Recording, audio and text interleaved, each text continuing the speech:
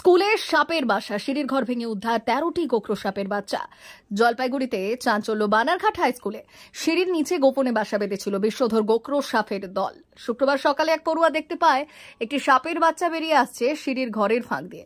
সঙ্গে সঙ্গে বিষয়টি জানানো হয় প্রধান শিক্ষককে। বিদ্যালয় কর্তৃপক্ষ খবর দেয় বন দপ্তরে। খবর পেয়ে বিন্নাগুড়ি ওয়াইল্ড লাইফের বনকর্মীরা স্কুলে এসে ঘরের মেঝে করতেই বেরিয়ে আসে একের পর এক সাপের বাচ্চা। সন্ধে পর্যন্ত চলা অভিযানে মোট 13টি গোখরো সাপের বাচ্চা উদ্ধার হয়। ঘটনার জেরে স্কুলে আতঙ্ক ছড়ালেও বনকর্মীরা সকলকে আশ্বস্ত করেন যে কোনো সাপ নেই এবং এলাকাটি এখন নিরাপদ। স্কুলের ঘরে কিভাবে বিষধর সাপ বাসা বাঁধলো তা নিয়ে উঠছে প্রশ্ন।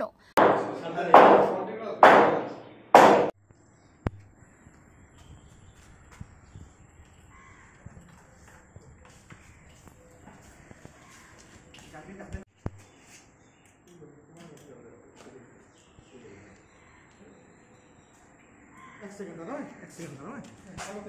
হ্যাঁ, আলু দিয়ে আসুক।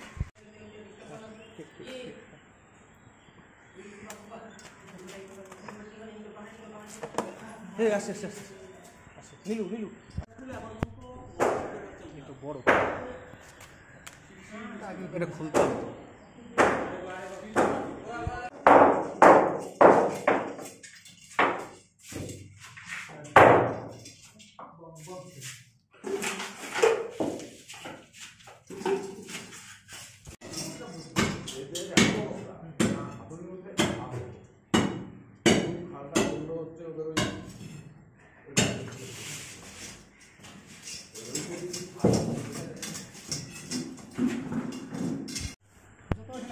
রিল্যাক্স হবে, হ্যাঁ, কত বাইরে হবে।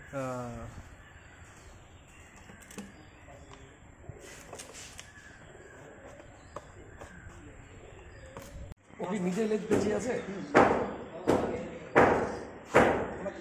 ওগুলো বুঝতে পারার কথা না, একই খোলস সরে দেয়, খোলস সরে দেয় বড়, মানে কিছুক্ষণ মানে ডিমের থেকে বার হয়।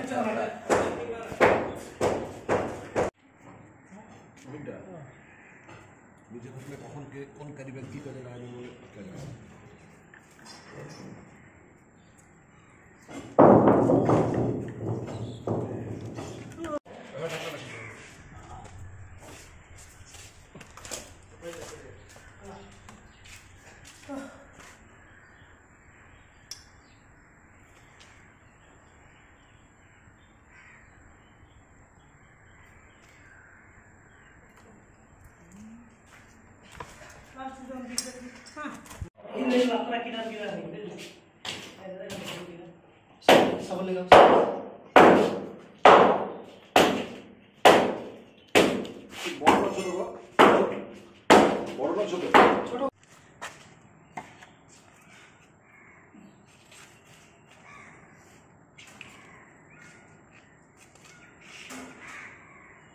আপনারা ফরেস্ট ডিপার্টমেন্টের থেকে এসেছিলেন বানারঘাট হাই স্কুলে, কটা সাপ পেলেন?